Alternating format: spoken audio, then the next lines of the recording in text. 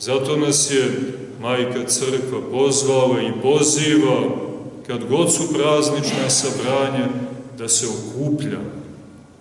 Kao i sveti apostoli, ništa mi nismo izmislili, niti smo svojom voljom nametnuli neki svoj način. Ne, nego naučeni Duhom Svetim, to je s Duhom Crkve, a Duh Crkve je upravo projava prisustva Duha Svetog.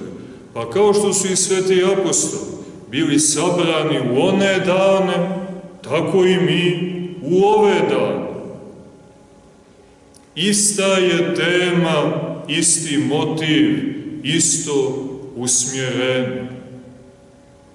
I evo, kao i oni, tako i mi, ako vjerujemo, a imali smo, braće i sestre, dovoljno vremena, imali smo veliku podršku svo ovo vrijeme, evo samo u toku ove godine, velika četrdesetnica, pa onda velika strasna sedmica, pa onda evo 50 dana da se dobro utvrdimo u vjeri u vaskrsloga Hrista i evo da bismo danas tvrdom vjerom, utvrđenom nadom mogli, kao i sveti apostoli i svi sveti hrišćani, pa i mi zajedno sa njima da primimo Duha Svetog.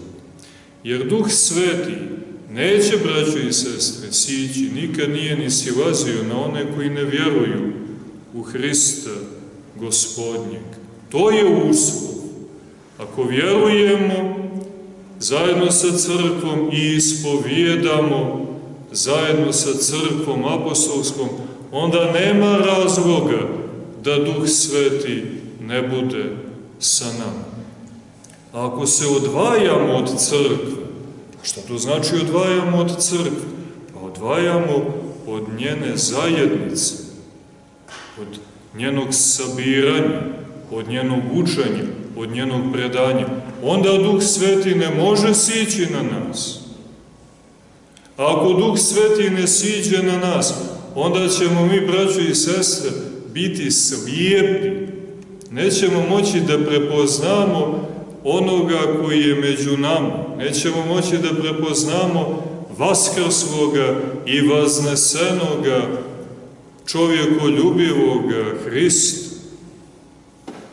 Onda imamo one posljedice koje su danas i tekako česte i prisutne, da narod ne vidi ništa i da na potpuno pogrešan, krajnje primitivan način doživljava svoju crkvu, svetu i pravoslavnu.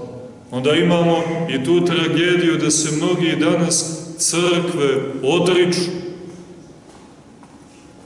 da je mnogi iskrnava, da se mnogi, nažalost, u toj sumanutosti i bore protiv nje, ratuju protiv nje. A uzrok svemu tome jeste slepilo, veliko slepilo, koje imamo zato što nemamo Duha Svetoga u sebi, a nemamo ga, jer nećemo da vjerujemo, nećemo da se radujemo prisustvu Gospodnjem, nećemo da se poklonimo vaskrslome i čovekoljubivome Gospodu Hristu.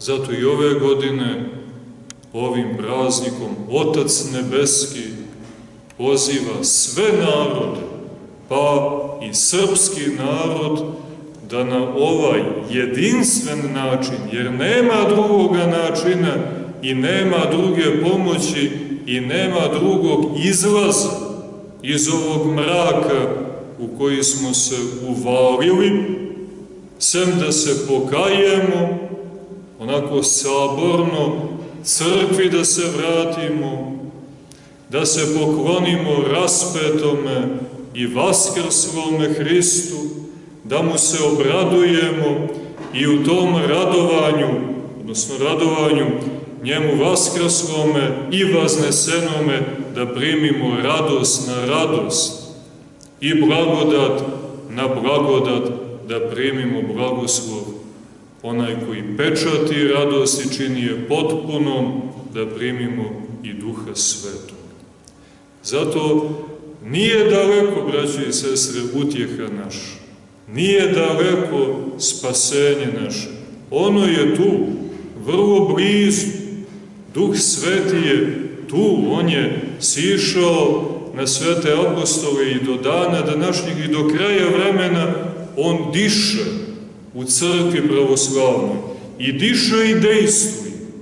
Sva tajinstva koja imamo i kojima se osvećujemo u našoj crkvi, od krštenja pa dalje preko miropomazanja i svete liturgije i sve ono pokajanja, ispovijesti, sve ono čime se u crkvi liječimo i osvećujemo, sve su to projave njegovoga dejstva.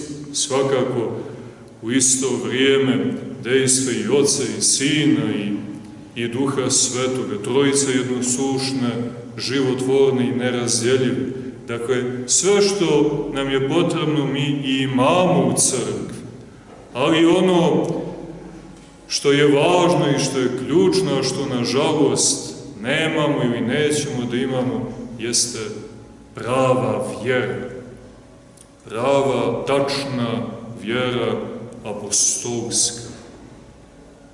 Nju imajući i nju ispovjedajući, onda, braćo i sestre, nema nikakvih prepreka i vrlo moćno se i vrlo lagano i sigurno se uspostavlja ta spasonosna veza između nas i Otca Duhom Svetim kroz tu spasonosnu vjeru u Sina, ovaploćenoga Sina Božijeg. Pritom, još jednom naglašavamo u ime crkve, ne bilo kakva vjera, nego vjera crkvena. Vjera crkvom i provjerena, u crkvi stečena i crkvenim sabranjem izražena.